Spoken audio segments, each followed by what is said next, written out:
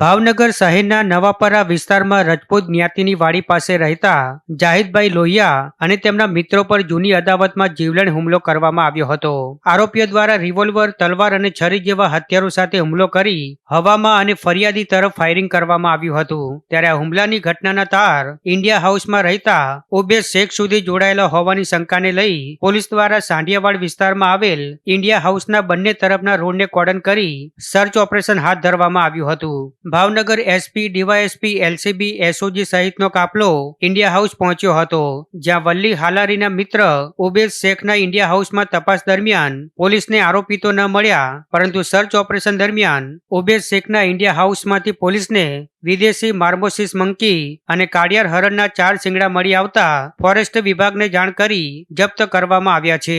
ઉલ્લેખનીય છે કે આ ફાયરિંગની ઘટનામાં સામેલ ફારૂકભાઈ હુસેનભાઈ મંસૂરી, કુલદીપભાઈ ધીરજભાઈ અગ્રાવત, ચેતન દયાલભાઈ, અશ્વિન ગિરધરભાઈ વસાયા, રુદ્ર દયાનંદ પૂજારી અને ફૈજાનભાઈ ફિરોજભાઈ બેલીમ નામના 6 આરોપીઓની ધરપકડ કરી લેવામાં આવી છે। પરંતુ આ સમગ્ર ઘટનાના મુખ્ય સૂત્રધાર ગણાતા તોફિક જમાલભાઈ હાલારી અને વલી જમાલભાઈ હાલારી હજુ પણ પોલીસ પકડથી દૂર છે।